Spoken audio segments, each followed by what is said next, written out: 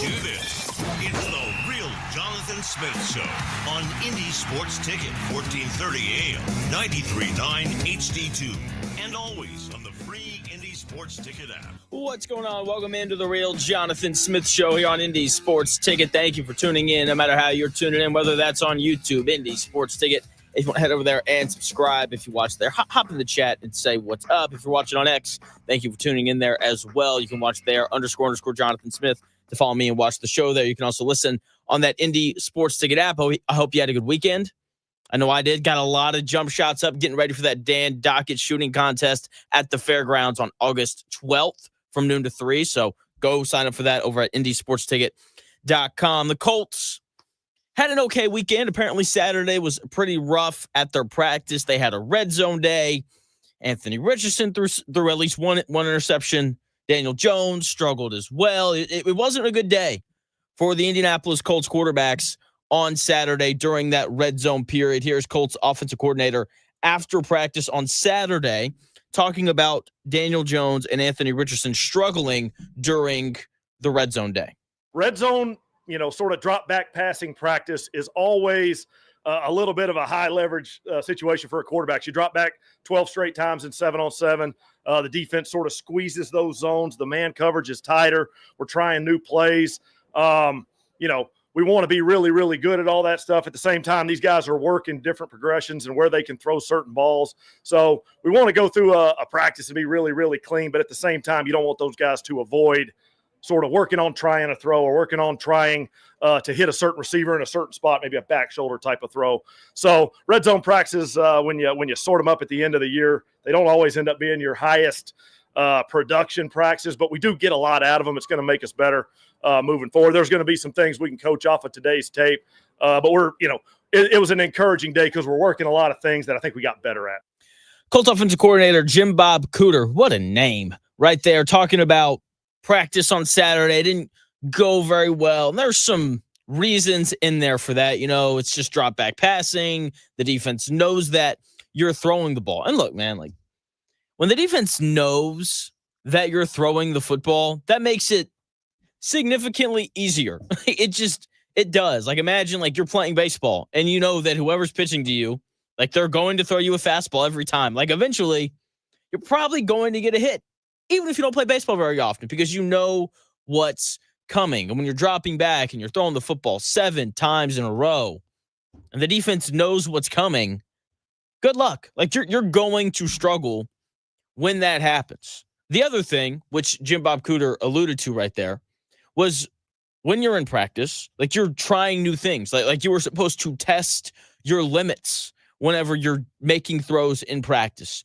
You remember when Jimmy Garoppolo became the 49ers starter in 2019, and people were really intrigued by what he was going to look like, because he'd been the backup in New England. New England sends him to San Francisco. And so they have training camp that year. And Jimmy G comes out, and he has just a bad practice. He threw not 1, not 2, not 3, not 4, but 5 interceptions in one practice. That's not very good at all. 5 interceptions in one practice in 2019 when he was playing for the 49ers. Do you know what happened that season for the 49ers? They went to the Super Bowl. It didn't really matter that Jimmy G had one bad practice, right? It happens to guys all the time because when you're in practice, you are testing your limits. That is what you are supposed to do whenever you're playing quarterback for any team. Okay. And I would also be more concerned one way or the other, if Anthony Richardson had, had a really bad day, but Daniel Jones like tore it up, or if, Daniel Jones had a bad day and Anthony Richardson tore it up, but that's not what happened. Both quarterbacks really struggled in the red zone, which is concerning because I would really like it if the Colts quarterbacks were great in the red zone all the time, but it's part of practice. When the defense knows what's coming, it's just a little bit easier to be ready defensively and to get stops. So, people that are freaking out about it, like I wouldn't be overly worried about it. Like this happens in practices all the time. Now, the good news, if you're an Anthony Richardson believer, is he bounced back in a big way on Sunday, and he apparently had a great day. Here is Colts head coach Shane Steichen talking about Anthony Richardson bouncing back and having a good practice on Sunday. He did some really good things today. I think, when you go down in the red zone, the windows are tighter. There's certain things, obviously, that we're working through in the red zone, not with Anthony, but I'm just saying with everybody, and just going through that process because that's where it's really tight windows. So I thought he bounced back really well today, made some good plays. It was a good day for those guys. Shane Steichen right there talking about the bounce back from Richardson and the rest of the offense after a rough day in the red zone on Saturday. So yesterday, Richardson had a good day. And it's nice to hear that Anthony Richardson bounced back in a big way. Because one of the questions about Anthony Richardson is his mental fortitude, right? How does he handle adversity? How does he handle things not going his way? Like last year you had the tap out thing, not playing when he's hurt and all these different things like that have kind of been part of his story so far in his very short NFL career. And so one of the questions about him in training camp that can't really be answered is like how tough is this guy? And so physically, we have no idea because he's wearing the red jersey and he can't be touched, right? But at the same time, you can measure a guy's mental resiliency. Like how mentally tough is he? And hearing that after a bad day, Richardson came out yesterday and had a nice practice. Like, look, it doesn't mean everything, right? It doesn't cleanse us of all the things that we know that Richardson has struggled with in the past. It is a small thing, and it doesn't answer every question, but it's another sign of Anthony Richardson becoming a more mature NFL quarterback, right? Because that is really the biggest thing for him, right? Can he become a little more mature in the way that he operates, the way that he prepares, the way that he responds to things not going his way? Can he be more mature as a decision maker? And it seems like that's happening with Anthony Richardson as well. Last year, his average depth of targets, like how far he's throwing the football down the field in the air, was like 12 yards, which was far and away the highest in the NFL amongst quarterbacks that played enough to qualify. Like that is not a bad thing. Like I appreciate the aggressiveness from Richardson, but at the same time, you have to be a mature decision maker and be willing to throw the football underneath, right? And you have to be willing to take what the defense gives you because what's really nice sometimes? 2nd and 4 or 3rd and 3. Sometimes that's really nice. Don't get me wrong.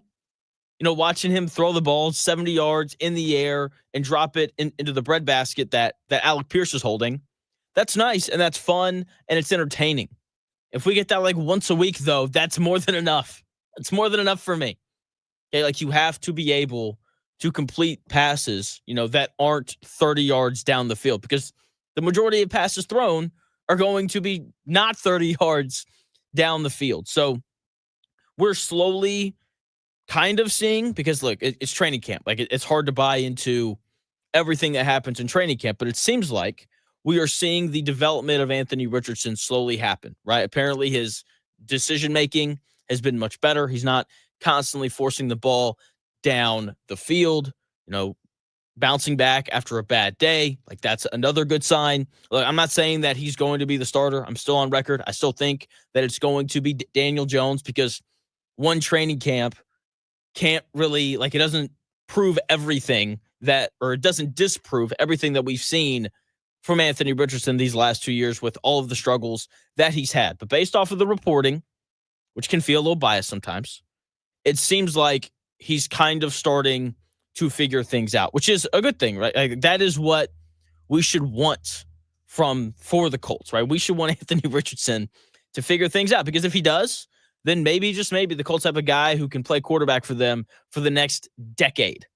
Okay, if it's Daniel Jones, like we've seen him play 6 years worth of football for a guy in Brian Dable, who's a really good coach. He's not going to be the Colts starter for the next 10 years. It's not going to happen. Speaking of Daniel Jones, which real quick, I've talked about this a lot. I need for people in Indy to cover Daniel Jones a little bit more than what they are. Like you watch any press conference with the Colts, every quarterback question is about Anthony Richardson. Like that is what they're all about. yesterday, I was working through the press conferences. Someone asked a question about Riley Leonard. Like they didn't even ask a question about Daniel Jones. They asked a question about the Colts' third string quarterback before they asked one about Daniel Jones, which is just absurd to me. Anyway, Shane Steichen was asked about, Thursday, who's going to be the starter. Do they have a read on that yet? They do. Shane Steichen didn't announce who the starter was going to be. Okay. But they have an idea. They know that they want to tell those guys first. They don't want those guys hearing it through the media, which is good. That's the way that it should be. But with that being said, there will be a starter, but they're going to rotate in that first preseason game Thursday night against the Baltimore Ravens. And this was expected. I didn't think that coming out of training camp where you're playing the same defense every day, and it's a defense that I'm not even sure if it's really good or not. I didn't think one guy would have an overwhelmingly large lead compared to the other. So it makes sense that they're going to rotate the first two in and out. Now, here's the interesting thing, and the part that you really need to hear so that you don't overreact one way or the other. Shane Steichen said that whoever starts the first preseason game is going to play more. They are going to get the majority of the reps. Okay, so that's Thursday night against Baltimore. We are going to get a really good look at either Daniel Jones or Anthony Richardson. And then in the second preseason game against the Green Bay Packers, it will flip. So if Anthony Richardson starts on Thursday, then Daniel Jones will start against the Packers in the Colts' second preseason game. And the reps will flip. So if Anthony Richardson starts Thursday and gets the majority of the reps against the Ravens, Daniel Jones will start against the Packers and get the majority of the reps against the Packers. Okay, like that is what is going to happen. That is straight from the mouth of Shane Steichen.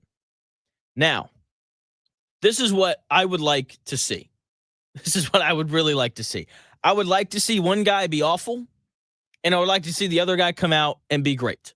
That is the absolute best case scenario for the Colts. They would like to know, as would we all as well, they would like to know who their starter is before the third preseason game. That way they can rest starters and they're not having to run both quarterbacks out there. Like that is the most desirable outcome. Okay, so hopefully Daniel Jones is great and Anthony Richardson is terrible, or the inverse. I don't really care which. I am very much on the record saying that it doesn't matter who the quarterback for the Colts is this year.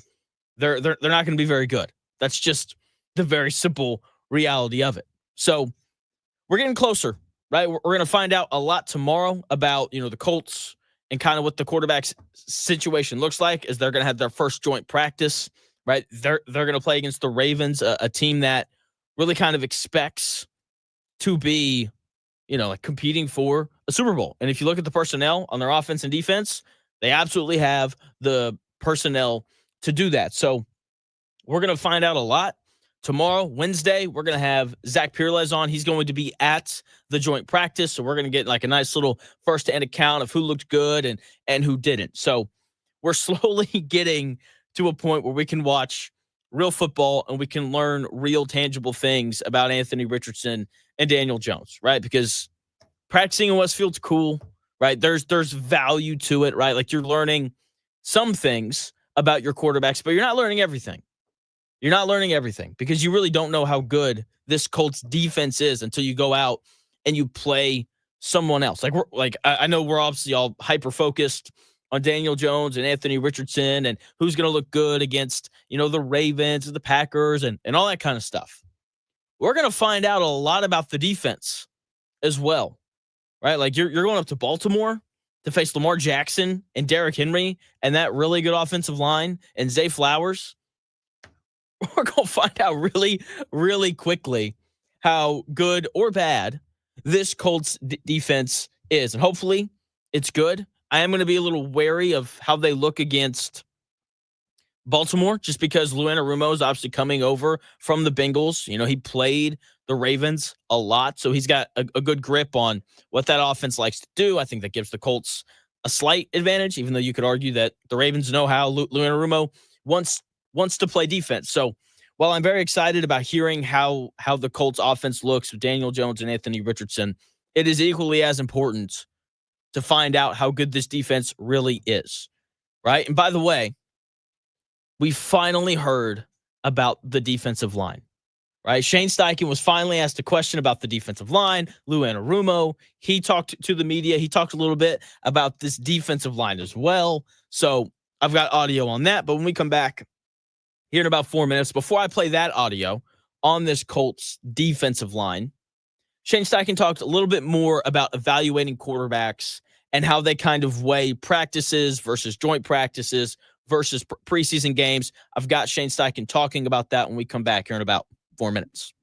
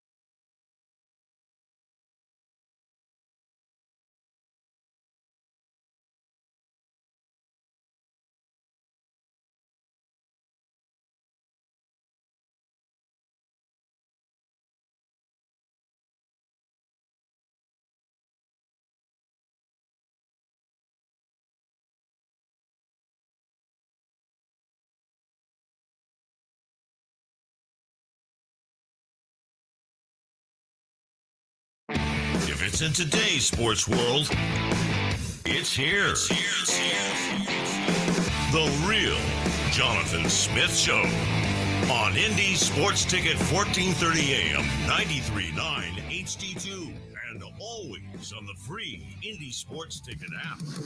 Welcome back to the real Jonathan Smith Show here on Indy Sports Ticket. Thank you for tuning in, no matter how you're tuning in, whether that's YouTube, Indy Sports Ticket. You can head over there and subscribe. Maybe you're watching on X _ Jonathan Smith to follow me there and watch the show there. You can also listen on that Indy's Sports Ticket app, or of course you can listen on 1430 AM if you're just driving around the Indianapolis area. Now, Colts. Shane Steichen being asked more and more questions about the quarterback battle, as he should be. This is obviously the most important thing with Colts camp. And he was asked about how he kind of weighs all of the events that happens with quarterbacks, right? So like practices, joint practices, and games. And here's what Coach Steichen had to say. I think it all matters. It all counts. Every rep matters. Every walkthrough matters. Every meeting matters. It all matters. So everything's being evaluated. It's not like games are way up here and practice. Yeah, I think it's all encompassing. Obviously, the competition will probably pick up going against a different opponent on Tuesday against Baltimore, and then obviously the preseason games. Obviously, I think it's just human nature. It'll pick up a little bit, but these practices are huge too out here. Coach Steichen right there talking about how every single thing matters in a quarterback competition and how the meetings matter and how walkthroughs matter and all this kind of stuff. You know, and he makes it sound as if everything is like equal, and that's just not true. I don't like calling people liars. Like, I wouldn't say Shane Steichen's lying because he didn't directly say that it's all equal, but that's basically what he said, and that's just not true. Like, yes, they weigh everything and how you lead a meeting and how the team responds to you and how you perform in shorts against air and you're not in pads and how you perform in training camp practices and 11-on-11 when everyone's in pads and how you respond in joint practices when you play against the Ravens and the Packers and how you play in actual preseason games and all these things. Like all of it matters, right? But to say that some things don't matter more than others is just wrong. Like, you're not weighing everything equally. These joint practices, those matter the most, and these preseason games undoubtedly carry more weight than these training camp practices that are happening in Westfield for multiple reasons. First and foremost, Coach Steichen said it there himself. Preseason games and joint practices are going to be significantly more intense than what they have been doing in Westfield for the past, month or however long it's been. Okay, so those joint practices and preseason games, they matter more. Also, preseason game, if it's, let's say it's Daniel Jones this week, right? He's the starter on Thursday night.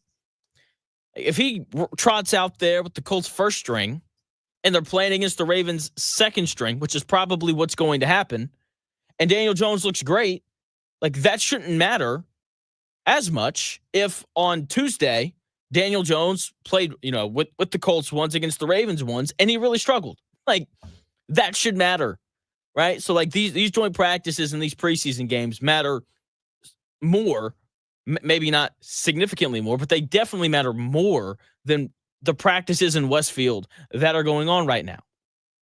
Okay, also, like, that's real competition.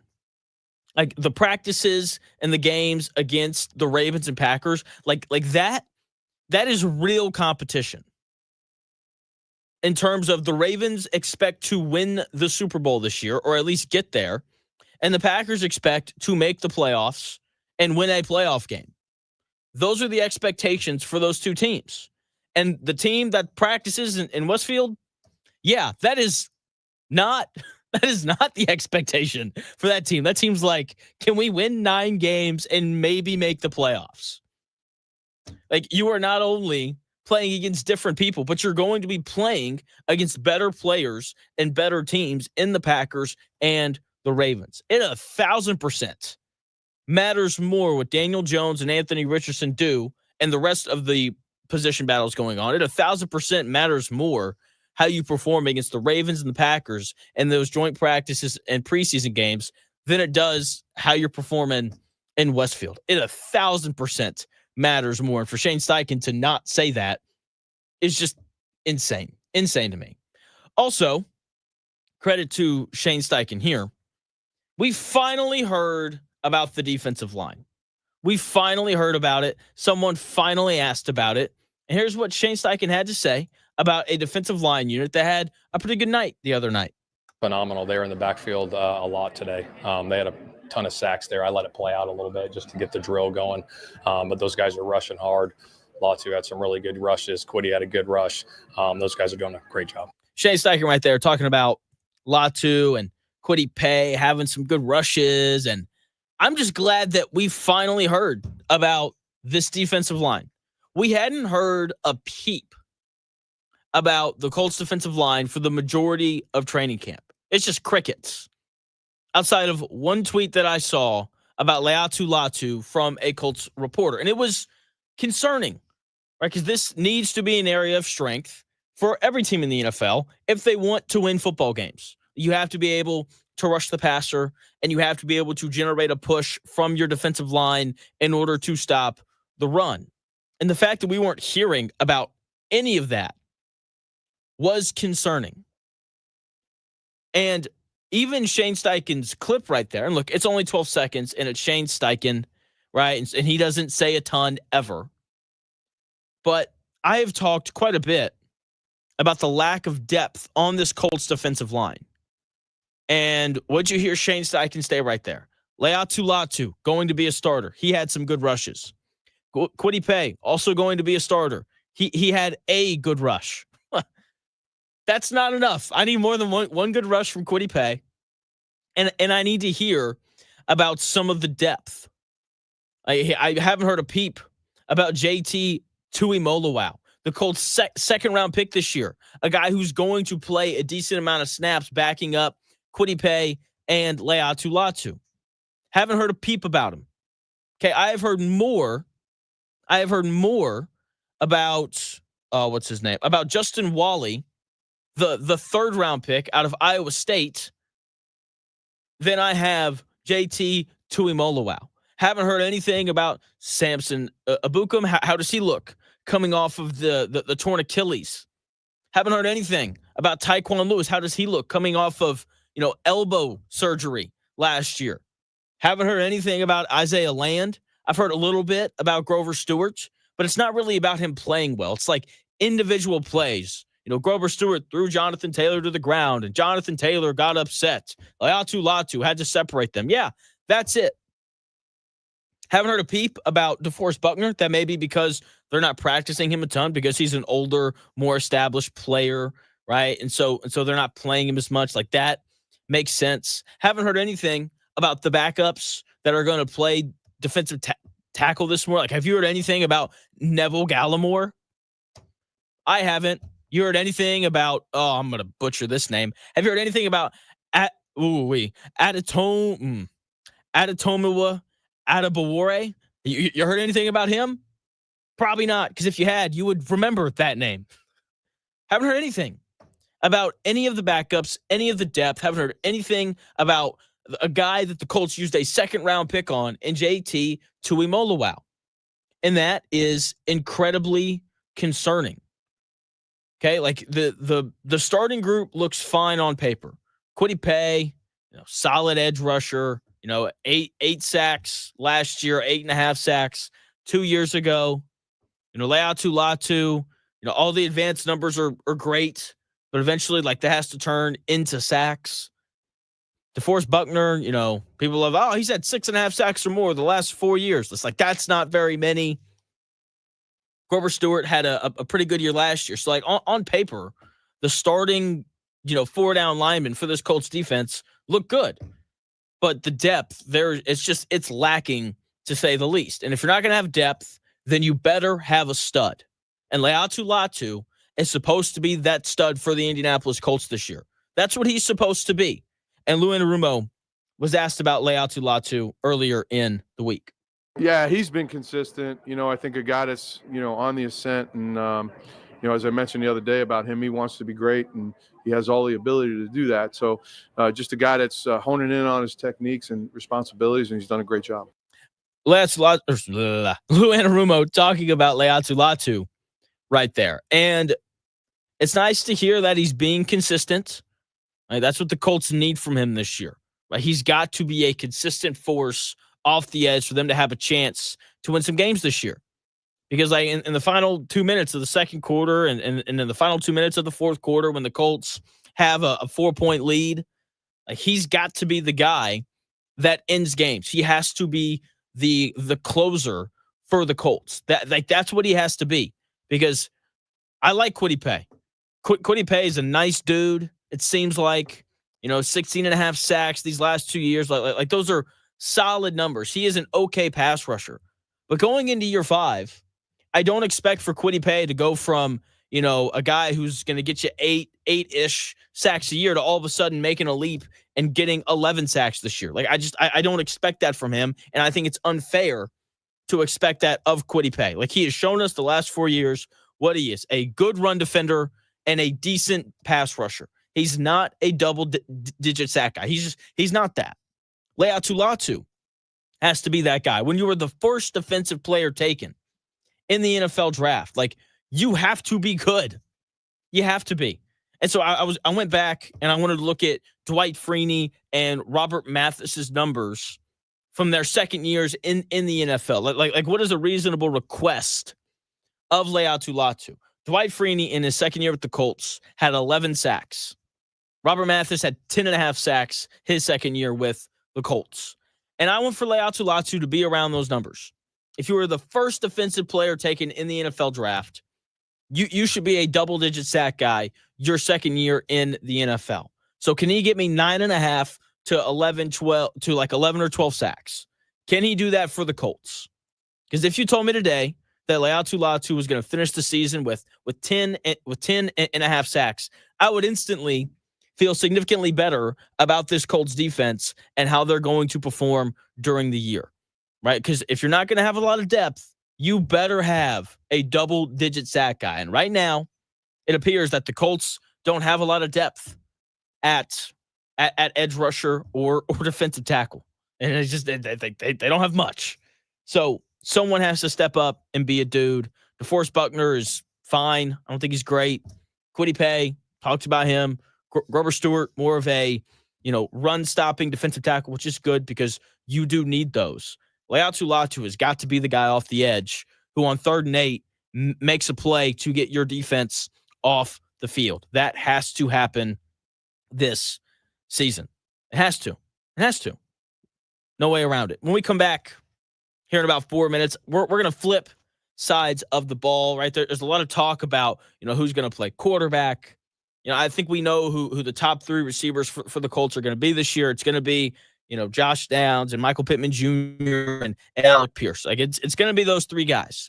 And then A.D. Mitchell and Anthony Gould are going to be the 4th guys. And apparently they're both kind of figuring things out, which is really important. Depth is so incredibly important in the NFL because guys are going to get hurt. And when I look at the Colts and I look at their roster, there's a lack of depth along the defensive line. There's depth at quarterback, right? Because there's just not really a drop-off from Anthony Richardson to Daniel Jones. I think there's more depth at running back. There's depth at wide receiver, right? And I think receiver is the spot where the Colts have the most amount of depth. I'll talk about that when we come back here in about 4 minutes.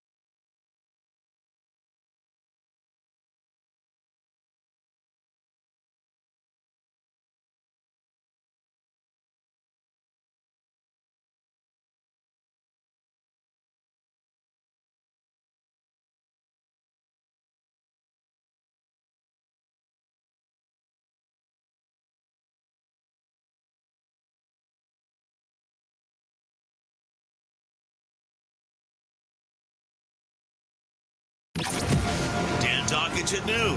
The real Jonathan Smith Show. Now, this is Indy Sports Ticket 1430 AM, 93.9 HD2, and always on the free Indy Sports Ticket app.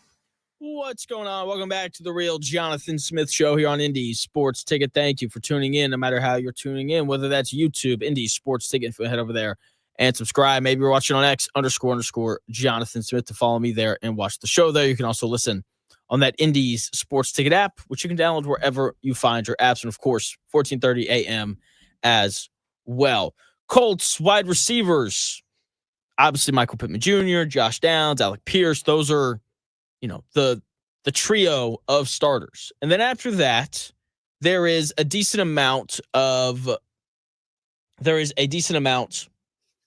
depth. A.D. Mitchell, Anthony Gould, right? So, that's good depth. And apparently, A.D. Mitchell, who had a really rough year last year, dropped some passes, all that kind of stuff. He's starting to become more consistent, according to Colts offensive coordinator Jim Bob Cooter. He's done a really nice job making plays. This past week, he's had a bunch of opportunities. Like all these receivers, sometimes you get a few more, you get a few less each week. AD's number's been called a few times, and the quarterbacks have looked his way a few extra times, and he's taking advantage of those things. We had a little backed up situation today, and quarterback looked out there and saw A.D. Mitchell one-on-one. I'm going to throw it to A.D. He's going to get us out of this backed up situation. And he was there for the quarterback. He was open. So as a receiver, it's our job. It's your job. Everything you can do to get open every play, make every catch you can, keep improving as a player. He's doing that. Things come and go in waves in training camp for guys. But AD's really had a really nice week. And like I said about Anthony, we got a lot of work left to do in camp. We got to keep pushing to get better, but we're encouraged by AD's work that he's had this week. Jim Bob Cooter, Colts offensive coordinator, right there, talking about A.D. Mitchell. Apparently, he had a really good week of practice. It's about time. It's about time. It only took us a full season and half of training camp for Adonai Mitchell to finally start to put it together. And the talent is it's there. He's 6'2". He's long. He's fast. Ran like a 4.3 at the combine. The advanced stats say that he creates separation when he runs routes and all those things. He just has to catch the ball. And that should be the easiest part for an NFL receiver. And if he can just kind of start to do that, then all of a sudden you start to feel good about A.D. Mitchell, and you feel even better about that Colts wide receiver room, because he really kind of gives them a bit of an aspect that they don't have in terms of a guy who can really do multiple things. Like Michael Pittman Jr. is really just going to kind of run routes over the middle. Alec Pierce is your Corvette. Hey, man, you just run as far and as fast as you can. And if you get by everybody, we will throw you the football. Josh Downs, he's your little safe underneath guy, who's going to run whip routes and drags and slants, and it's pretty tough. But because he's not big, he can't win balls down the field. A.D. Mitchell can do all of that. He's a good route runner. That's what the yards of separation points to. He's got the speed to be able to run by guys. He's big enough to win balls that are in the air. So A.D. Mitchell, I hope he figures it out, because there's a lot of talent there. And if he can just be consistent, if he can just hold on to the football, and if he can be tough and catch it even when he gets hit, then the Colts are going to have another weapon to give Daniel Jones or Anthony Richardson, which is so incredibly important. Okay, when you have a quarterback like Daniel Jones or Anthony Richardson, a guy who's not capable of just strapping the team on his back and figuring it out for half the game, you have to have receivers and tight ends who can help uplift your quarterback. And A.D. Mitchell's a guy who's talented enough to do that. The question is just whether or not he can become consistent enough for that to matter. The other guy that the Colts drafted that plays receiver last year was Anthony Gould out of Oregon State. Smaller guy, 5'9", 5'10", but blazing fast and incredibly quick. And the Colts drafted him with the idea that he was going to just return kicks and punts, and if he can give us a little bit on offense, that's cool. But apparently, according to Jim Bob Cooter, Colts offensive coordinator, Anthony Gould has gotten a lot better from last year to this year. Absolutely. Absolutely. He put in a really, really good offseason of work, and it's showing here at camp. He's flying around out there. He's making plays. The ball gets spread around in training camp sometimes because you utilize the entire installation of the offense, and we put a bunch of plays in, and the quarterbacks are working their progressions. And Anthony's done such a nice job of when his number's called or when he's on that sort of first read or second read, he's showing up for the quarterback. He's doing everything he can to win those matchups. And like I said, he's playing really good ball right now. We got a lot of training camp to go. We all got to keep pushing to get better. But yeah, he's absolutely gotten better. He's doing a great job. Jim Bob Cooter talking about Anthony Gould right there. Once again, the guy was drafted to be a returner. Based on how Jim Bob Cooter was talking about him there, it seems like there might be some opportunities for him to do a little bit more than just return punts and kicks this season. And he should have opportunities to play on offense because when a dude has 4.3 speed, a dude moving like that, you have to try to get that guy on the field. Because that's a guy, he catches it and you blink and he's just gone. So hopefully he gets a few more opportunities this year to really play receiver and be explosive, because I talked about this a lot last year. It is so difficult to put together like 12 play, 75-yard drives for touchdowns. It's so hard to do because you have to do so many things right. And you have to avoid net negative plays for that long. And so when you have a lesser quarterback like the Colts are going to have this year, whether it's Daniel Jones or Anthony Richardson as the starter, like in order to score touchdowns, you need a 15 to 20-yard chunk play on the drive. Like you need to score in 7 plays, not 12 or 13. If you have Patrick Mahomes or Joe Burrow or Josh Allen, then yes, you can, scrap together, a 14-play drive because you have a great quarterback who can help you overcome the negative plays that are probably going to happen during that long drive. The Colts do not have that. So I would love to see Anthony Gould on the field a little bit just to get a little more speed and a little bit more explosiveness on the field. The other thing that's really encouraging about both A.D. Mitchell and Anthony Gould's improvement is, once again, the depth at wide receiver. Look, anytime you go from a starter to a backup, like there's going to be a drop-off. Like that's just the reality of it. But going from your starter to your backup needs to look like a stair step and not a cliff. If you're just taking like one step down, then you're fine. Like you can still win. But if you're going from, the top of Mount Everest to like the ocean, then good luck. It becomes significantly harder then to win. And that doesn't just go for receiver. That goes for the defensive line, which I've talked about probably too much at this point. Okay. Like you have to be able to have depth across the board, right? And it needs to look like stair steps, not cliffs. Simple as that. So speaking of depth, I feel like that's all that I'm talking about today, but we just kind of hit this point in Colts camp where there's just not a ton really going on. So yeah, like it's just, it's whatever. So the Colts went out this offseason and they added Khalil Herbert, right, to be the backup running back. I'm not convinced though that he's going to be the backup running back because DJ Giddens out of Kansas State is apparently having a really good camp. Here is Colts offensive coordinator Jim Bob Cooter talking about new Colts rookie DJ Giddens.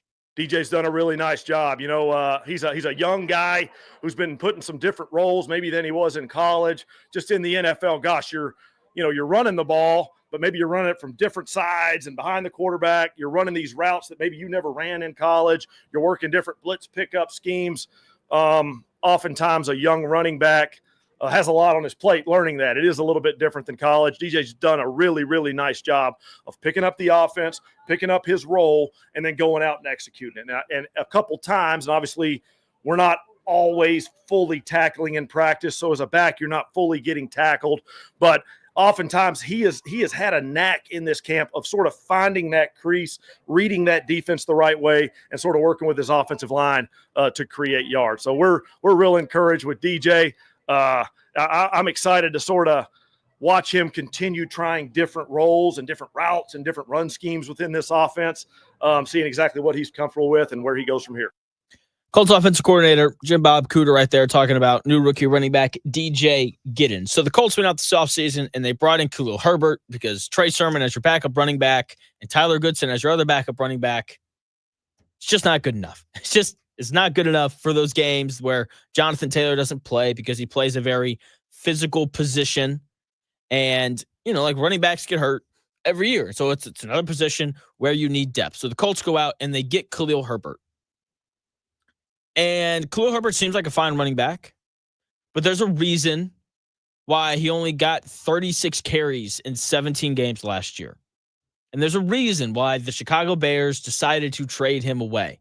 And there's a reason that once he got to Cincinnati, where he was traded to, there's a reason why they didn't hand him the football. So while, if you look at the history of Khalil Herbert, he looks like a solid backup running back for most of his career. But last year, something clearly wasn't right. So not only do the Colts go out and get him, but they also bring in this guy in DJ Giddens, who was very productive at Kansas State. His sophomore and junior year, he had back-to-back 1,000-yard seasons. He had 21 rushing touchdowns in those 2 years as well. He also had 50 receptions for a little over 500 yards and 4 touchdowns. So this guy can do a lot of different things.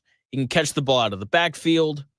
He can obviously run it because any running back in college, who plays in the NFL, they can run the football. So I as of before camp, I know I assumed this. I don't know how you felt about it, but I just kind of assumed that Khalil Herbert was going to be the backup and they were going to kind of slowly bring Giddens along, right? That's kind of what it seemed like, but the kid's had a really good camp and he's been explosive, right? He's a little smaller, but he can really run.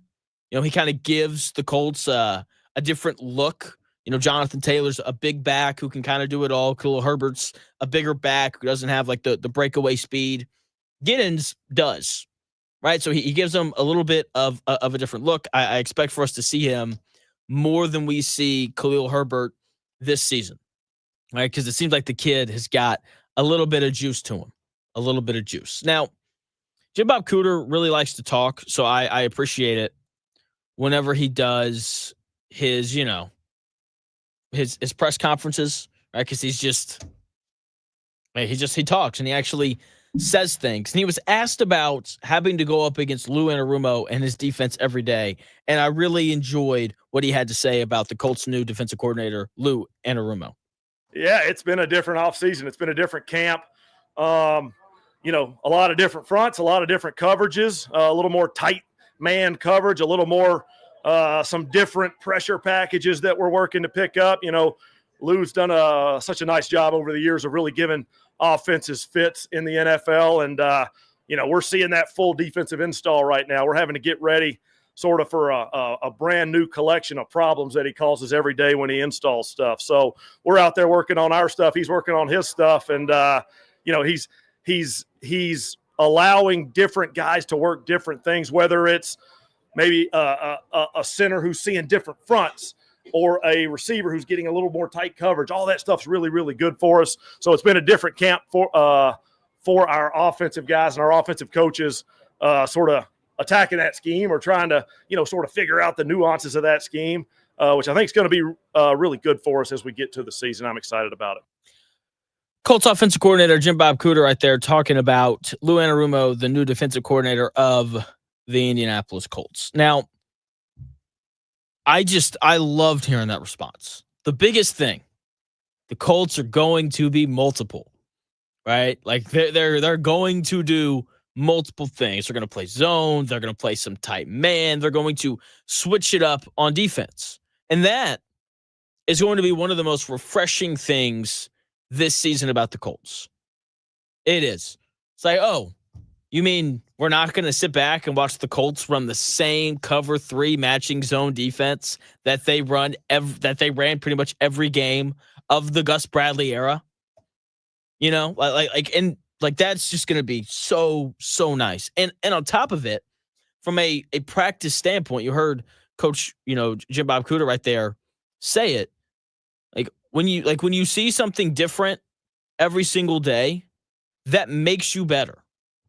Like last year, The Colts offense during training camp, they would run out there, and it's like, all right, guys, you guys ready to see more cover 3 matching zone defense? You guys ready?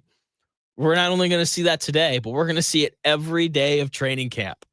And that's not the case anymore, which is good for Daniel Jones and Anthony Richardson, because they're not only seeing cover 3, they're seeing some cover 2, they're seeing zone, they're seeing man, they're seeing blitzes come from different places. They're seeing guys creep up like they're going to blitz and then they bail out, and that's good. That's important. That helps your players get better. Iron sharpens iron.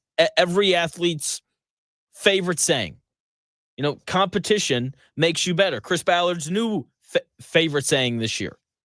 And that's not only true in terms of I play quarterback, this guy plays quarterback, and we're competing to be the starter.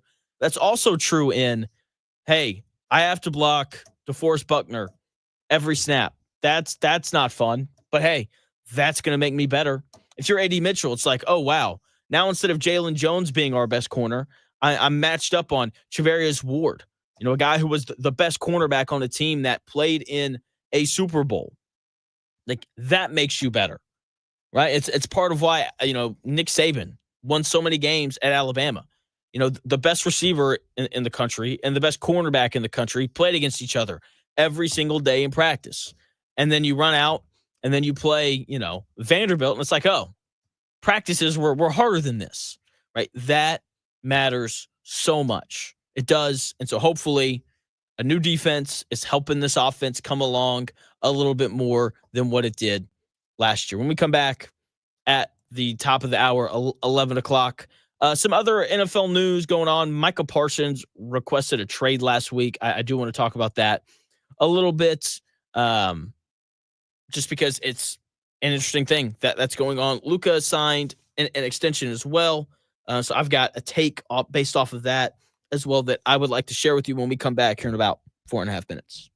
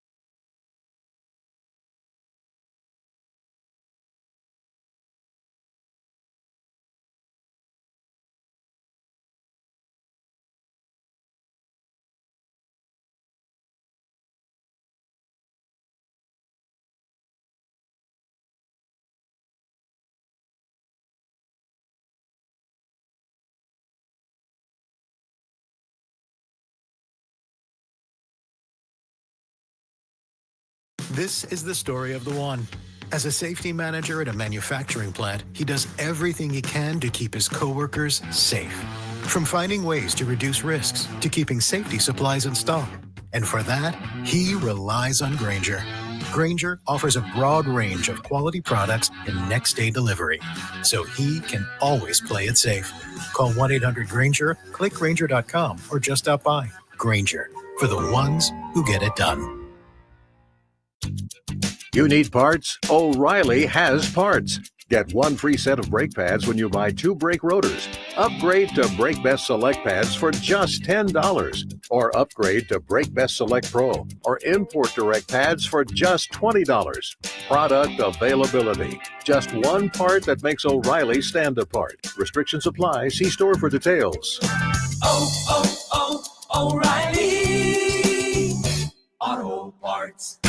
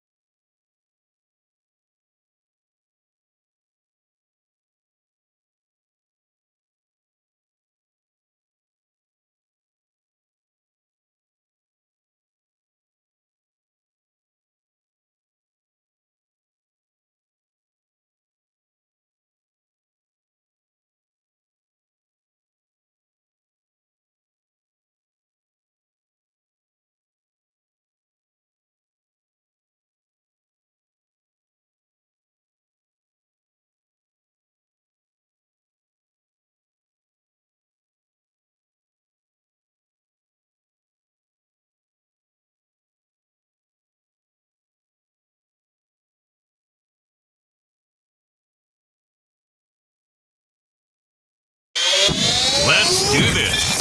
It's the Real Jonathan Smith Show on Indy Sports Ticket, 1430 AM, 93.9 HD2, and always on the free Indy Sports Ticket app. Welcome back to the Real Jonathan Smith Show here on Indy's Sports Ticket. Thank you for tuning in, no matter how you're tuning in, whether that's YouTube, Indy Sports Ticket. If you want to head over there and subscribe, maybe you're watching on X__Jonathan Smith. Follow me there and do watch the show there. Maybe you're listening on that Indy Sports Ticket app, which you can download wherever you find your apps. The Cowboys are in the news because they're always in the news. You know, like what else are you going to talk about? Right? That's a joke. We did Colts for the whole first hour. So I very quickly want to talk about Micah Parsons, making a trade request. And, the Colts don't do very many things well.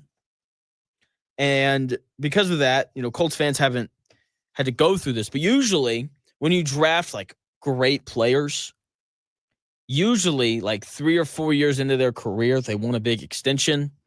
And you want to give it to them early because the earlier you give it to them, the less you have to pay them, right? Because every great player wants to be the highest paid guy.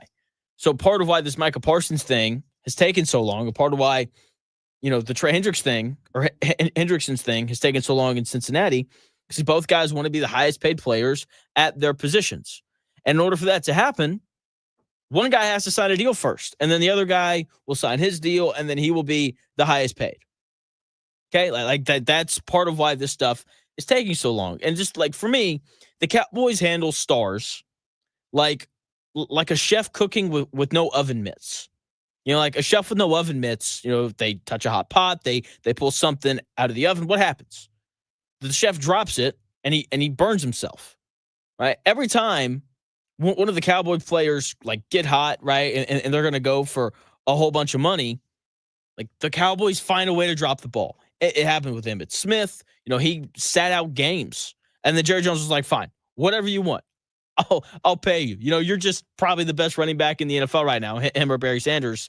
And, we just won a Super Bowl with you being our running back. But yeah, no, I'm not going to pay you. And then Emmitt Smith sits out 2 games, and Jerry Jones finally folds. Zach Martin, right? They had issues with him last year. Ezekiel Elliott, tried to get his money before Dak Prescott, and the Cowboys caved to it. Des Bryant had issues. CeeDee Lamb took forever to get him paid. Dak Prescott took forever to get him paid. Trayvon Diggs, same thing last year. And now it's Micah Parsons' turn to have issues with the Cowboys and their management. And as far as I'm concerned, I think the majority of teams should just fork out whatever it costs for Micah Parsons, because he's one of the best pass rushers in the NFL. 12 sacks or more every year of his career. He's only 26 years old. Okay, like he is an elite pass rusher. He's not a great run defender, but that's not what you're looking for in your edge rushers. Okay, like you don't fork out big contracts to edge rushers because they stop the run. Micah Parsons does the most important thing a defensive player can do, and that is rush the passer. Whatever he's worth, 2 first-round picks and a good player, 2 first-round picks, a middle-round pick, and a good player. Like whatever it is, teams should line up and offer the Cowboys that. They should, just for the Cowboys to say no, because they're the Cowboys, and they're going to get a deal done with Micah Parsons. Okay? They're the Cowboys. They just want to be in the news for just a little bit longer. Jerry Jones is just going to continue to do things his way, the old stubborn way. Jerry Jones is like your 84-year-old grandpa who doesn't need to drive anymore, but he won't give you the keys. He's going to do things his way because he's stubborn. Doesn't matter how much you tell him. It doesn't matter, how many times things nearly go bad. Jerry Jones is not giving it up. It's his team. He paid the money for it. He's doing whatever he wants with them, even though he should probably pass the keys along by now. Okay, simple as that. So, but he's not going to, and they're going to sign Micah Parsons. Okay, like that's going to happen. Like I get it. Parsons wants out, but they're going to find a deal. It's going to happen. Now, what the Cowboys should do is trade Parsons, because he's a 26-year-old stud of a pass rusher, and you're going to be the 3rd best team in your division for the 2nd year in a row. That's what they should do. They would get multiple first-round picks back and a good player. Okay, that is a great return for a team that desperately needs it. Like the Cowboys are the 3rd best team in their division because they only have 3 great players, and I'm being nice by giving them 3. Obviously, CeeDee Lamb, obviously Micah Parsons, and then maybe Trayvon Diggs. And then you compare that to the Eagles, who have Saquon Barkley, the best running back in football, and Lane Johnson and Jordan Mailata, the best tackle duo in the NFL. And then they got Jalen Carter playing defensive tackle, and A.J. Brown and Devontae Smith. Like, that's a pretty great receiving duo. And Zach Bond was like 3rd in Defensive Player of the Year voting last year. And then you got Quinyon Mitchell, who was a stud rookie corner, and so was Cooper DeJean, and Landon Dickerson's a great interior offensive lineman. And yeah, like the Cowboys just don't have the talent to match up to that. And then, the Commanders have a better quarterback than they do. You're the 3rd best team in your division. And the only way to get over that Eagles-sized hump is to get multiple first-round picks and go get more talent, because they just simply don't have enough to compete with the better teams in their they don't have enough talent to compete with the teams in their division, let alone their conference. So, yeah, if they want a fast track to catching up to the Eagles, aside from hoping that the Eagles miss on draft picks, which doesn't seem to be happening, then they should move Micah Parsons and start the rebuild. But they won't do that because it's Jerry Jones and it's the Dallas Cowboys. And the Colts, part of why they're in this consistent mediocre territory is because they had a general manager who just refused to do the rebuild. He refused to draft a new quarterback and to start building around that guy. It was a lot of like plug and play. Maybe Phillip Rivers will work, maybe Matt Ryan will work, maybe Carson Wentz will work, and then eventually, he had to take a quarterback. Eventually, it all fell apart, and they had to take a guy, and they took the wrong guy. I guess I still don't really know kind of where I fall on that scale. And I say that, and you're like, Jonathan, Anthony Richardson has been bad for the last 2 years. Of course they took the wrong guy. Well, it was either you can take Anthony Richardson or you can take Will Levis. Like, not great options one way or the other. But Anthony Richardson kind of showed who he's been the last 2 years on Saturday. Went into camp. They had a red zone day, and he really, really struggled. Here's Colts offensive coordinator Jim Bob Cooter on Anthony Richardson's struggles in the red zone on Saturday. Red zone, sort of drop back passing practice is always a little bit of a high leverage situation for a quarterback. You drop back 12 straight times in 7-on-7. The defense sort of squeezes those zones. The man coverage is tighter. We're trying new plays. We want to be really, really good at all that stuff. At the same time, these guys are working different progressions and where they can throw certain balls. So we want to go through a practice and be really, really clean. But at the same time, you don't want those guys to avoid sort of working on trying a throw or working on trying to hit a certain receiver in a certain spot, maybe a back shoulder type of throw. So red zone practices, when you sort them up at the end of the year, they don't always end up being your highest production practices, but we do get a lot out of them. It's going to make us better moving forward. There's going to be some things we can coach off of today's tape, but it was an encouraging day because we're working a lot of things that I think we got better at. Colts offensive coordinator Jim Bob Cooter right there talking about the quarterback struggles during, red zone day on Saturday. And this is kind of an interesting thing because obviously like you want for Daniel Jones and Anthony Richardson to look good every single day.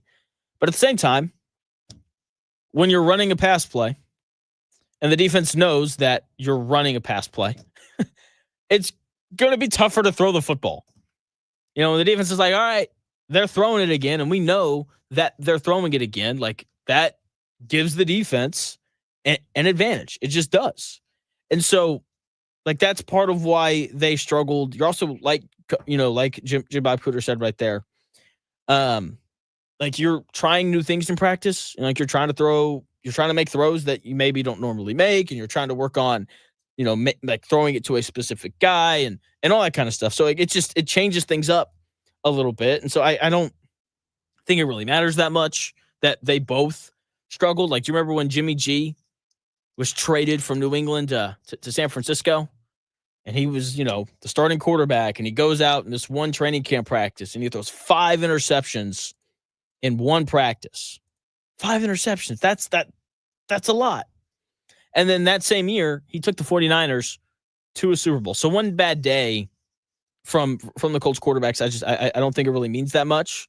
I'd be more concerned if like only Anthony Richardson struggled and Daniel Jones had a great day, or only Daniel Jones struggled and Anthony Richardson had a great day. Like that to me would be more concerning. But given that they both had rough days on Saturday, it makes me feel a little bit better about it. Now, good news if you're an Anthony Richardson supporter, he bounced back and had a really good day yesterday. Here is Coach Shane Steichen talking about Anthony Richardson bouncing back and having a good practice yesterday after a rough one on Saturday. He did some really good things today. I think, when you go down in the red zone, the windows are tighter. There's certain things, obviously, that we're working through in the red zone, not with Anthony, but I'm just saying with everybody, and just going through that process because that's where it's really tight windows. So I thought he bounced back really well today, made some good plays. It was a good day for those guys. Coach Steichen right there talking about Anthony Richardson bouncing back yesterday after a tough practice on Saturday. And it's nice to hear that. It's nice to hear that Anthony Richardson bounced back after having a bad day because there are a lot of physical questions about Anthony Richardson. Can he stay healthy? Can he become a more accurate passer? That is an important part of the development of Anthony Richardson. But we also have to talk about the mental aspect of things for Anthony Richardson. How resilient is he? Right? Is he going to, tap out when things aren't going well or when he's tired? Like, how does he respond to failure? And look, having a bad practice and bouncing back, like that is not a big deal. Like this is a small thing, right? And it doesn't answer every question that we have about Anthony Richardson and his mental fortitude and how tough he is. But I think it is another sign of him possibly maturing a little bit, right? The ability to just flush a bad day and come back and practice well the next day. Like that is important. It is. And for him, I'm hoping that maturing kind of leads to other areas as well. like just become a more mature decision maker. It's something that like he hasn't been very mature in where he throws the football his first 2 years. Like his average depth of target, so how far he's throwing the ball in the air down the field was 12 yards, which is far and away the biggest. And like that's not a good thing. Like he needed to mature in his decision making of being able to be like, you know what? You know what's nice? Like a 40-yard bomb. But you know what else is also nice? 2nd and 4. Like it is. Right? Like, yeah, like that, that 30-yard go route to Alec Pierce looks decent, but you know what else is nice? It's 2nd and 4. What if we just got a first down and I just flicked it out to Jonathan Taylor out here in the flat, and there's 8 yards of space between him and the closest defender. Like that's nice sometimes as well. And that is for me, like that is going to be the biggest question that I have for Anthony Richardson this year, right? Obviously, he needs to improve, the accuracy and those things, but has he matured at the podium? Does he know what to say and when to say it? More importantly, does he know what not to say? Right? Like has he improved in that regard? Has he become a more mature decision maker? Is he in his playbook more?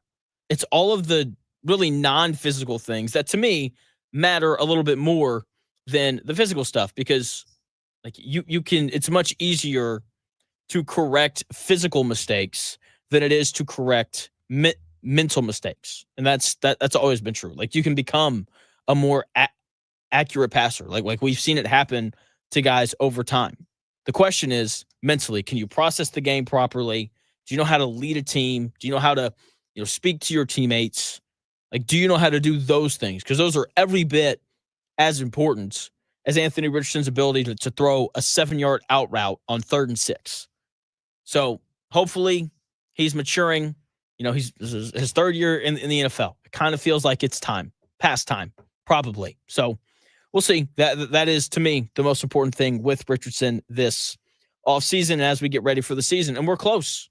We're so close. On, tomorrow, we've got a joint practice, Colts and Ravens. And then Thursday, we've got a preseason game. It's like that's going to be a lot of fun. Shane Steichen has decided who the starter will be for the preseason game. He hasn't told the media quite yet. Hopefully we hear about that, tomorrow. Because I believe that they're traveling up to Baltimore today. So hopefully we hear who's going to be the starter tomorrow after their joint practice. Shane Steichen did give us a little bit of information on how they're going to rotate the guys, and I'm going to tell you what that is when we come back here in about 4 minutes.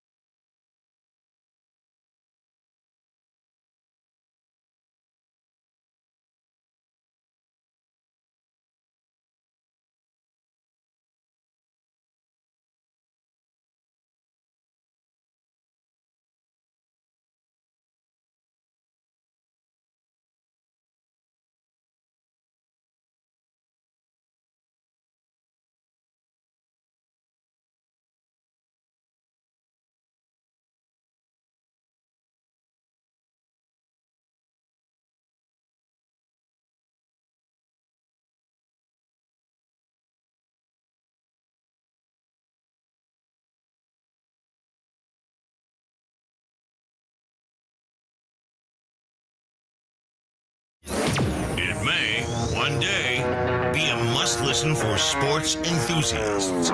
Yeah, and monkeys might fly out of my butt. Uh-oh. The Real Jonathan Smith Show on Indy Sports Ticket 1430 AM, 93.9 HD2, and always on the free Indy Sports Ticket app. Welcome back to the Real Jonathan Smith Show here on Indy Sports Ticket. Thank you for tuning in, no matter how you're tuning in, whether that's YouTube, Indy Sports Ticket. You can head over there and subscribe. You can also listen or watch on X__ Jonathan Smith to follow me there and watch the show there. You can also listen on that Indy's Sports Ticket app. I was thinking about Colts offensive coordinator Jim Bob Cooter. And I got to know what those guys call him. You know, like certainly they're not calling him like Coach Cooter or anything like that's, I don't know. I don't like that. Coach Bob Cooter isn't much better. Like, are they just calling him like Coach JBC? That's probably what they're doing. I don't know. I find stuff like that kind of interesting. I was texting with Zach Peerless during the break, who's going to be at the Ravens and Colts joint practice. He's going to join the show on Wednesday to talk about everything that he saw. If there's a certain player or aspect of the Colts that you're intrigued by, like, you can, tag me on X and I will let Zach know, and he'll be sure to watch out for that. So very much looking forward to Wednesday here on the show. Obviously, he's going to have a report on the quarterbacks, Daniel Jones and Anthony Richardson. So they are going to rotate in the first preseason game, as was expected. People are making a big deal out of, the Colts' first unofficial depth chart. So it's not made by the coaches. So I don't really care about it that much. But like if you read it at quarterback, it'll say Anthony Richardson or Daniel Jones. And people are, like, oh, it's or. It's like, yeah, like it is a quarterback battle. like it is a quarterback competition. So, I mean, that's just kind of how it is. So don't be surprised by that. But the two guys, speaking of not being surprised, they're going to rotate in the first preseason game. I'm assuming they'll split reps on Tuesday, tomorrow, during that joint practice with the Baltimore Ravens. And like, this is all expected. It is a quarterback competition, right? They're not going to decide who has the job before they, play against any other team. So like this is not surprising at all. Now, I do think that this is really important for us to know. That way, when we evaluate, the play on Thursday night, 7:30, like that matters. So yes, they're going to split reps, but one guy is going to get more reps than the other in this first preseason game against the Ravens, right? So whoever starts is going to get more reps. So if Anthony Richardson starts the preseason game against the Ravens, he's going to play more than Daniel Jones. And if Daniel Jones starts that preseason game against the Ravens, then he will play more than Anthony Richardson. And then in their second preseason game, it will flip. So who starts will change, and who plays more reps will obviously change with that. Okay, so which I think that's an interesting way to do it, like as opposed to splitting possessions. I kind of like it just because it allows guys to kind of find their rhythm, because like when you're on for a series and then off for a series and then on and then off, like it can kind of disrupt your timing and your rhythm. I think it impacts everyone else on the team as well, especially like receivers. And so I kind of like the way that Coach Steichen is going to do it. So after kind of laying that out for everybody, Shane Steichen was asked how they weigh, the different aspects of the offseason, or I guess this time of year, or the preseason. That's what this is. How they kind of weigh the different aspects of the preseason in terms of who gets the starting jobs, like how important are practices compared to games, compared to joint practices, and so on. And here's what Colts head coach Shane Steichen had to say. I think it all matters. It all counts. Every rep matters. Every walkthrough matters. Every meeting matters. It all matters. So everything's being evaluated. It's not like games are way up here and practice. Yeah, I think it's all encompassing. Obviously, the competition will probably pick up going against a different opponent on Tuesday against Baltimore, and then obviously the preseason games. Obviously, I think it's just human nature. It'll pick up a little bit, but these practices are huge too out here. Coach Steichen right there talking about how they weigh the different aspects of the preseason in terms of who's going to be the starting quarterback for the Colts. And he's lying. He is. like, yes, everything matters and they weigh everything, so like they're looking at everything, right? The way that guys respond to the quarterbacks, how they play in the joint practices, how they play in the preseason games, how they play in training camp, how they played in, OTAs, like did Daniel Jones look awesome in OTAs while Anthony Richardson was hurt? Like, you can't tell me that doesn't matter, because it does, right? Everything matters. Where Shane Steichen's lying is in saying that everything is like weighed equally, because that's just not true. Like, these joint practices and these preseason games, they're going to carry more weight than OTAs. Like, they're going to carry more weight than practicing, ones on ones or twos on twos here in Westfield, because Shane Steichen said it himself. The practices and the preseason games, the joint practices against the Ravens and the Packers and the preseason games, the intensity of those games is going to be higher than the practices in Westfield. And that is where you want to evaluate your guys. Like when the pressure is on and they're playing against not their own teammates. And that's the other thing. Like, this is real competition for the Colts. Like they're not having a joint practice against the Carolina Panthers or the New Orleans Saints. Like, the Ravens expect to play in and potentially win the Super Bowl this year. That is the expectation for the Baltimore Ravens. The Green Bay Packers expect to win their division this year and win a playoff game. That is the expectation that they have for themselves. Okay, this Colts defense, I like it. I like what Jim Bob Cooter had to say about Lou Anarumo. I like that, we finally heard the coaches talk about this defensive line a bit. I've got that audio for you. I'm going to play it here at some point. So, with that being said, this Colts defense is not like a Super Bowl level defense. I don't even know if it's a playoff level defense. Seriously. So, we're going to see Anthony Richardson and Daniel Jones compete against really good competition. That should be a step up from what this Colts defense is. So to say that, everything matters and nothing really matters more, and that's baloney. It is. It 1,000% matters more how Richardson and Jones perform against the Ravens and the Packers than how they performed in training camp so far. Okay. Also, something that's really nice. We finally heard the Colts talk about the defensive line. Finally, I guess, the defensive line had a pretty good day yesterday. And here's what Coach Shane Steichen had to say about the defensive line after their solid day yesterday. Phenomenal. They were in the backfield a lot today. They had a ton of sacks there. I let it play out a little bit just to get the drill going. But those guys are rushing hard. Latu had some really good rushes. Quiddy had a good rush. Those guys are doing a great job. Coach Steichen right there talking about the defensive line. They had a phenomenal day, and they were in the backfield. Latu with some good rushes. Quiddy Pay with a good rush. And it's just nice to finally hear about this defensive line, because it'd been crickets outside of like one tweet that I saw from a Colts reporter about Latu.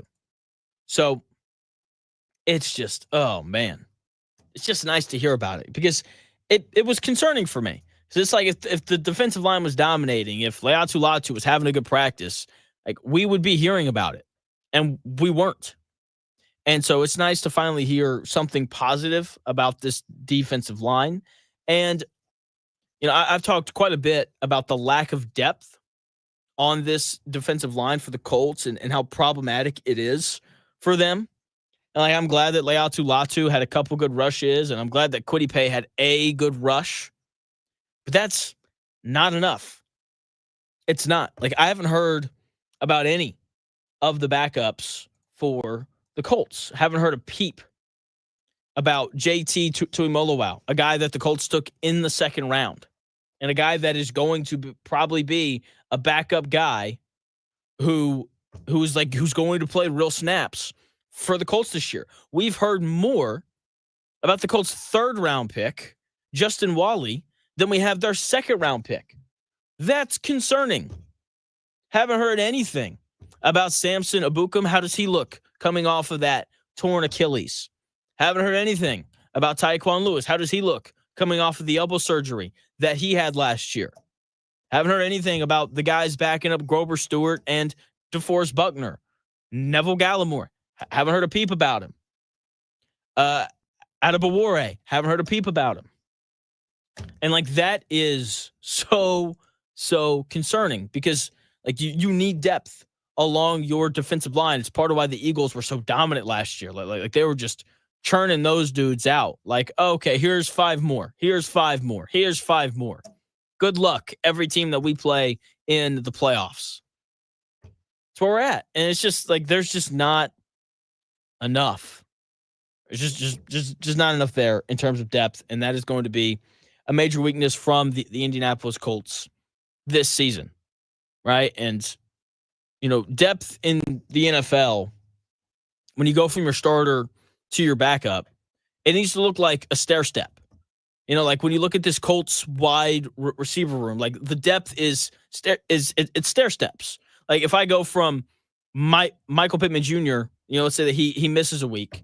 And so A.D. Mitchell, who's apparently having a really good camp, if he's now coming in and he's going to play a little bit more, like obviously I would rather have Michael Pittman Jr., but Adonai Mitchell, like the talent's there and he's apparently started to become really consistent. And so like that's a stair step. If Josh Downs can't play, and Anthony Gould, another younger receiver who's had a really good camp, if he's, is stepping up there and it's like, okay, like, yeah, like that's a stair step. And then you look at this defensive line and it feels like a cliff in terms of the depth. Going from Kwity Paye to JT Tuimoloau, a rookie who's never done anything, like kind of feels like a cliff. Going from DeForest Buckner to Neville Gallimore feels like a cliff in terms of the drop-off. Going from Leatu Latu to Samson Ebukam, like that feels like a cliff considering that Abukam's 30 years old coming off of a torn Achilles last year. That is so concerning for this Colts defense this year, which I do think is going to be better by bringing in Lou Anarumo. Like just the depth is just it's cliffs, not stair steps, and that can't be the case. Now, the hope is that Lou Anarumo kind of helps the Colts answer some questions, right? He can kind of scheme his way into this Colts defense playing above their talent level. And something that would really help him do that would be if Leatu Latu had, a really good year. Here is Colts defensive coordinator Lou Anarumo talking about Leatu Latu and the camp that he's had so far. Yeah, he's been consistent. I think a guy that's, on the ascent. And, as I mentioned the other day about him, he wants to be great and he has all the ability to do that. So just a guy that's honing in on his techniques and responsibilities, and he's done a great job. Colts defensive coordinator Lou Anarumo right there talking about Leatu Latu and how he's become consistent. And I like hearing that, and hopefully it's consistently good. Hopefully Leatu Latu is consistently being the Colts closer. Hopefully he's closing out possessions with sacks, or he's hitting the quarterback while they're throwing it, forcing, an errant pass. Hopefully, in the final 2 minutes of a game when the Colts are up 4 and the defensive line is just pinning their ears back and going. Hopefully Leatu Latu's the guy, making a big play to close games out.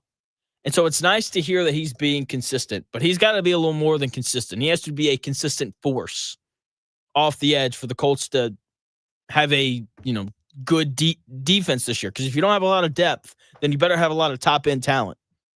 And that is what Leatu Latu should be, being, that he was the first defensive player selected in the NFL draft this last year. So I decided to go and look at Dwight Freeney and Robert Mathis's numbers, their second years in the NFL. Dwight Freeney in his second year with the Colts had 11 sacks.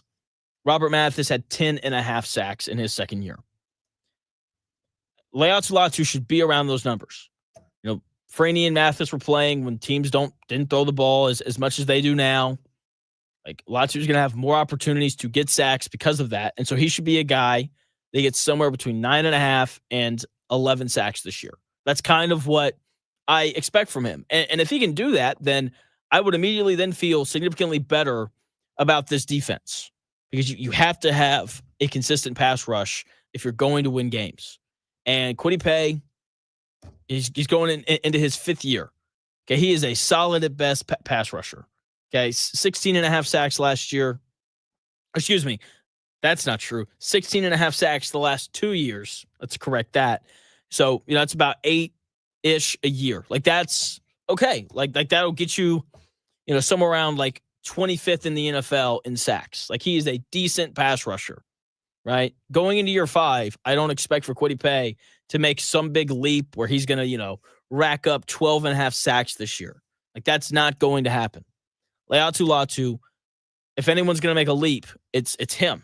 And he has to do it so that this Colts can have any sort of semblance of a pass rush. When we come back here in about 4 minutes or so, more on this Colts defense. Jim Bob Cooter was asked about, going up against Lou Anarumo every day in practice and just the differences from last year compared to this year. I've got that audio for you when we come back here in about 4 minutes.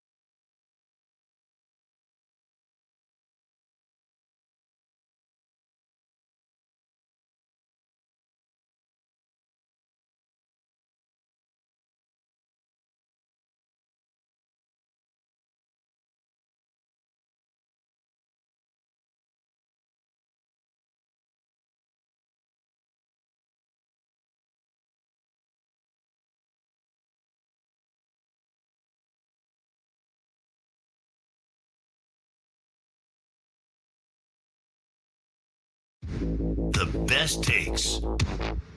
Maybe. The Real Jonathan Smith Show on Indy Sports Ticket 1430 AM, 93.9 HD2, and always on the free Indy Sports Ticket app. Welcome back to the Real Jonathan Smith Show here on Indy's Sports Ticket. Thank you for tuning in. No matter how you're tuning in, whether that's YouTube, Indy Sports Ticket, you can head over there and subscribe. Maybe you're watching on X __ Jonathan Smith to follow me there and watch the show there. You can, of course, listen on that Indy Sports Ticket app as well. You can also listen to the Dan Dockett show there from noon to 3. And if you're in the Indianapolis area, 14:30 a.m. on your radio. Works really well. The Colts depth chart is out. And, the Colts first unofficial, very, very important. Say that one more time. The Colts first unofficial depth chart is out for, their upcoming preseason game against Baltimore. Once again, unofficial. Okay. So, obviously receiver, pretty normal. It's going to be Michael Pittman Jr., Josh Downs, and Alec Pierce. Adonai Mitchell being the backup for Alec Pierce, Anthony Gould being the backup for Josh Downs, and then the guys backing up Michael Pittman Jr. or like Ashton Doolin and guys like that. The left side of the offensive line looks exactly how we thought it would. It's Bernard Raymond and Quentin Nelson. Tanner Bortolini is currently the projected starting center. Right guard, that center position is a big deal because he and Danny Pinter are technically in a position battle. Right guard, it's Matt Mackinsalves and Dalton Tucker. Then right tackle is obviously going to be Braden Smith. But don't worry, Jalen Travis, you're going to get your shot this year. Braden Smith will get hurt at some point, as he tends to do. Running back, here's the depth chart for this, and it's a little surprising, and I do think that it's going to change. Jonathan Taylor, obviously. They've got Tyler Goodson listed as the second running back, followed by DJ Giddens and then Khalil Herbert. DJ Giddens is going to jump Tyler Goodson here at some point. It's going to happen. I'm telling you, right? Like they took him. He apparently looks really good. We had Kevin Potts on, I believe it was last week.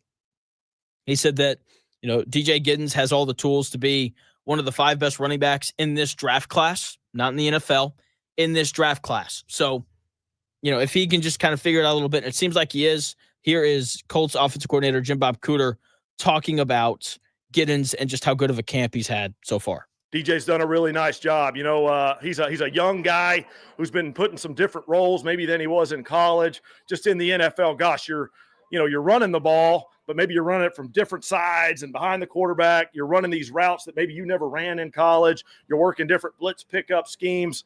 Oftentimes a young running back has a lot on his plate learning that. It is a little bit different than college. DJ's done a really, really nice job of picking up the offense, picking up his role, and then going out and executing it. And a couple times, and obviously we're not always fully tackling in practice, so as a back, you're not fully getting tackled. But oftentimes he has had a knack in this camp of sort of finding that crease, reading that defense the right way, and sort of working with his offensive line to create yards. So we're real encouraged with DJ.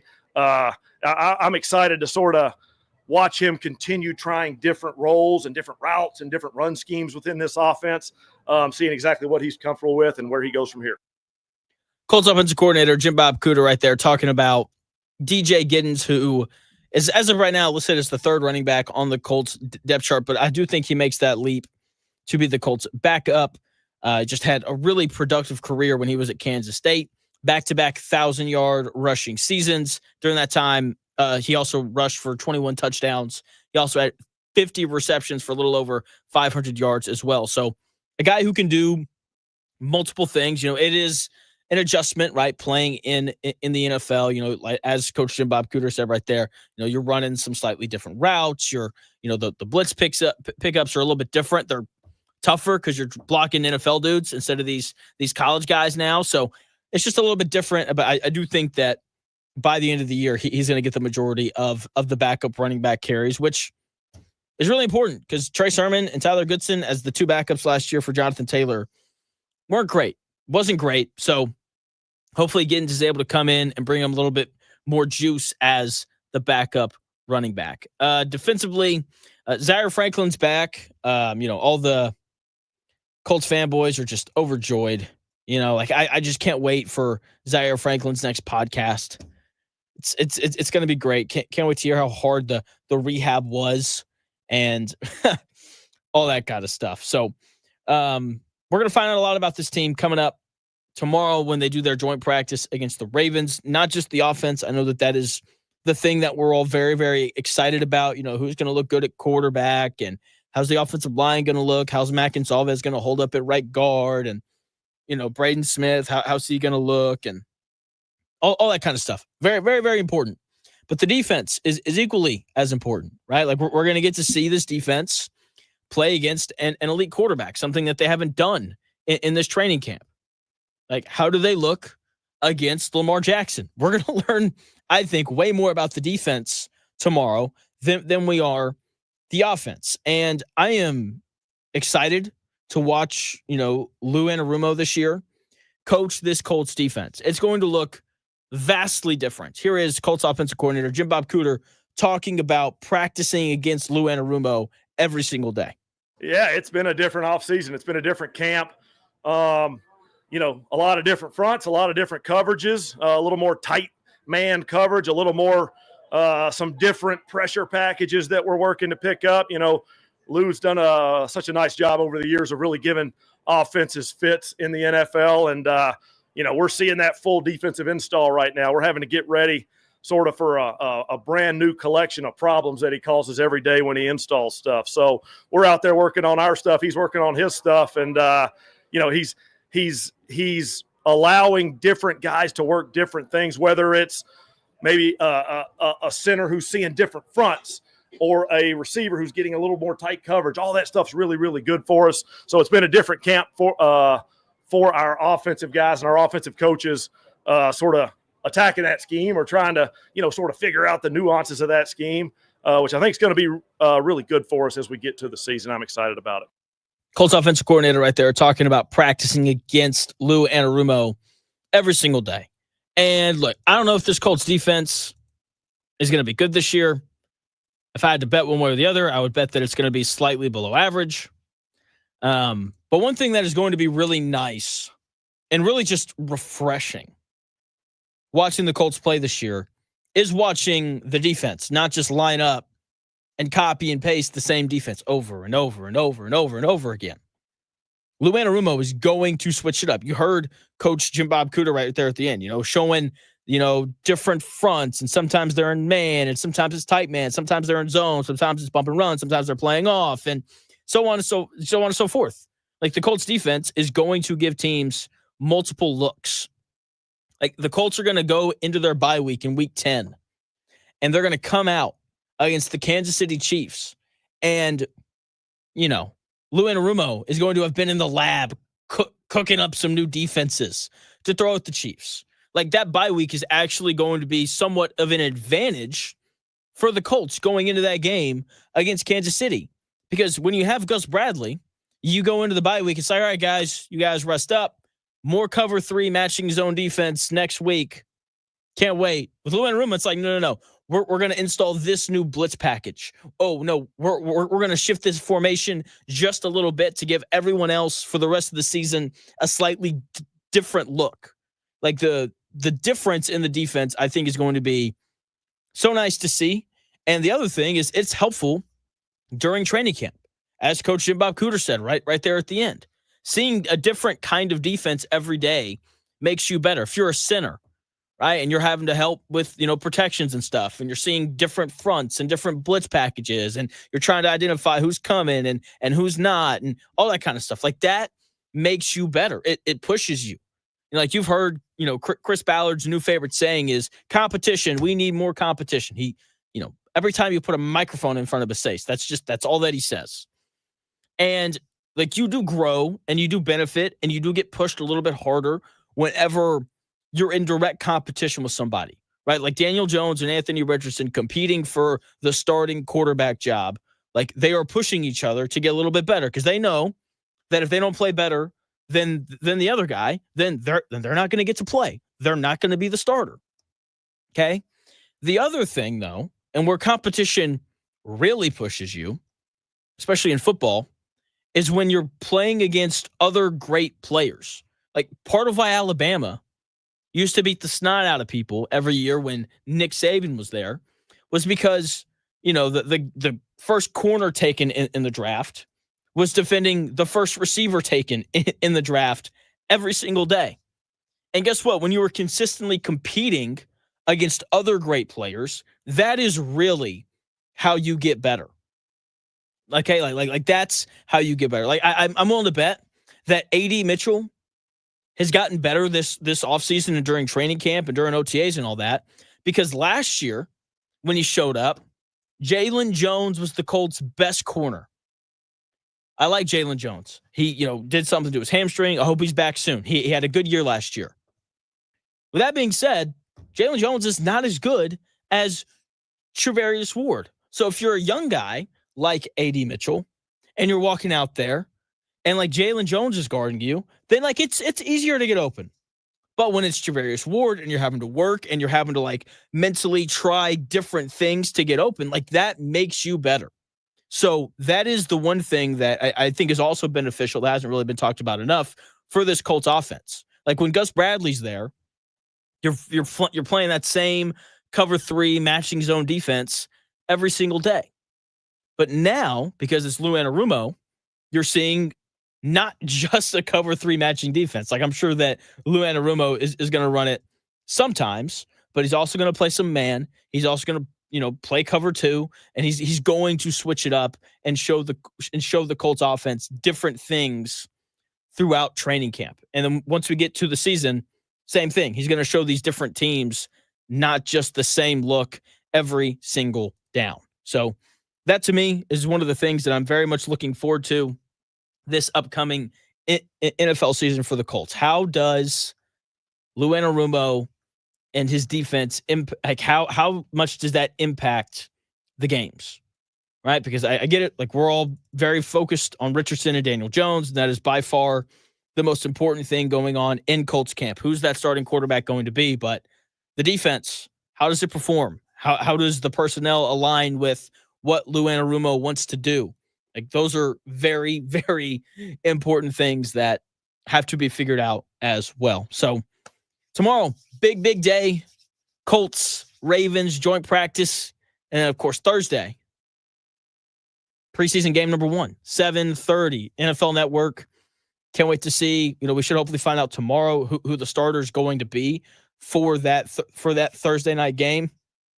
I don't think it means much one way or the other. Like they're going to split reps and rotate and do all those things. So I don't think it matters a ton. But Wednesday, Zach Pirles is going to be on the show. I'm going to see if I can get someone from Baltimore on my show later in the week to kind of talk about the preseason game. Probably going to have Zach Hicks on here at some point as well. So that's going to do it here on the Real Jonathan Smith Show. I hope you had a great weekend. I hope you have a great week. I'll be back again tomorrow from 10 to noon. The Dan Dockett Show comes your way next. It's a normal Monday. Should be Todd Leary at 1, Ken Sterling at 2 for the Power Hour. He's going to have, he's been at Colts camp. So he's going to know more than anyone not on the Colts staff about where we sit with Anthony Richardson and Daniel Jones and that quarterback battle. He's going to know more about the defense and all those things than anyone else. He joins the show from 2 p.m. to 3 p.m. today for the Power Hour. So make sure you're tuned into that. The Indy Sports Ticket app. Go and download it. Once again, that'll do it here on the Real Jonathan Smith Show. Thank you again for watching Indy Sports Ticket on YouTube. If you want to watch the show there, I'll talk to you tomorrow starting at 10 a.m.